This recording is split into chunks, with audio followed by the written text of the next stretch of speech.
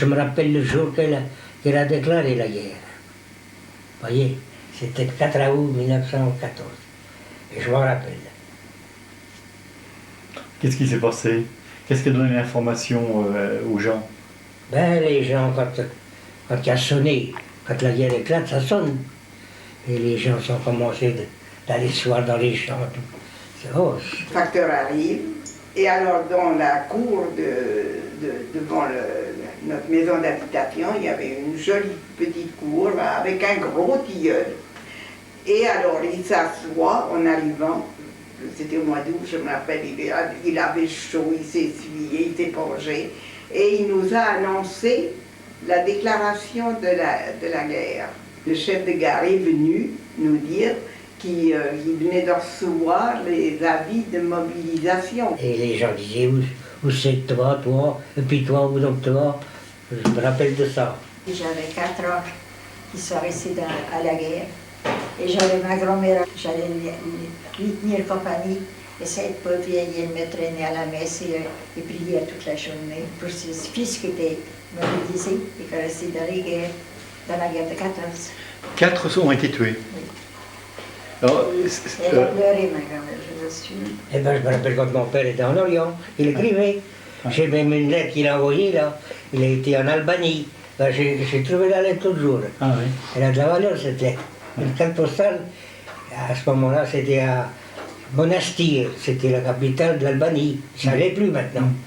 C'est Tirana. Mon père est parti, évidemment. Il est parti, je crois, le 3e jour, je crois. Et je me rappelle de ce jour-là, quand on est allé voir passer le train, et alors plein de drapeaux qu'il y avait après les wagons à Berlin, qui avait écrit sur les pancartes et tout ça.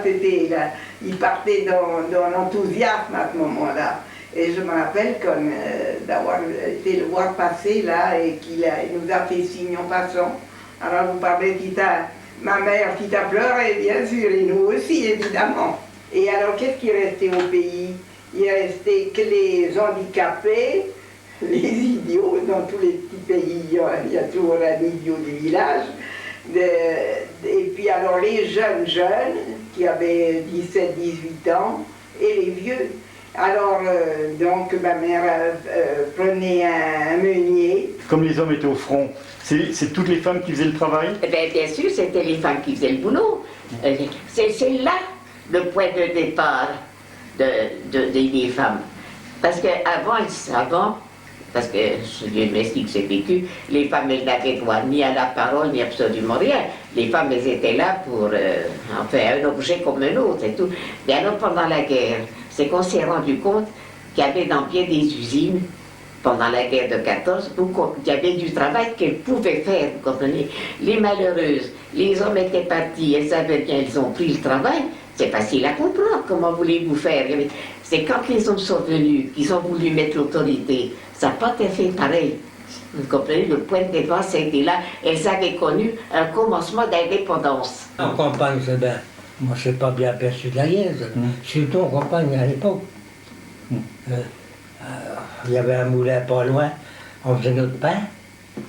Ma grand-mère chauffait le four, puis on chauffait le four tous les 15 jours. Et puis alors, il faisait des galettes, tout.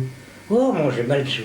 Il y avait les inutiles qui étaient mobilisés, les agriculteurs, les maçons, les plombiers, ceux qui étaient bons à rien, ceux-là pouvaient les faire tuer. Mais ceux qui fabriquaient les armes, pardon, ceux-là, ils avaient une sacrée valeur, c'est moi qui vous le dis. Alors, à l'école où j'étais, on était 3 gamines dont les pères étaient à la guerre. Vous avez qu'à voir. Alors, bien sûr, moi j'étais déjà remontée, on crevait de faim, on crevait de froid, et les gamines venaient avec des belles pantoufles fourrées qui m'ont tout le temps fait envie, ensuite, et puis des manteaux bien chauds, tout ça, et nous, on n'avait rien du tout. Ça ne se ressemblait pas, vous savez, ça ne se ressemblait pas du tout, ça. Et il y a une chose qui m'est restée, je crois pour toujours, on habitait en banlieue du Creusot, quoi. Alors, 2,5 km, j'allais travailler à 12h30. Il y avait un couple qui marchait à côté de moi, très bien habillé, enfin penché l'un vers l'autre, ça semblait le bonheur. Venait à moi un soldat, venait à nous un soldat, qui venait en permission. couvert de boue, le pauvre gars, quelque chose d'affreux. Eh bien, dans son regard, le couple ne l'a pas vu, tout a passé. Il a passé le chagrin, l'envie et la haine.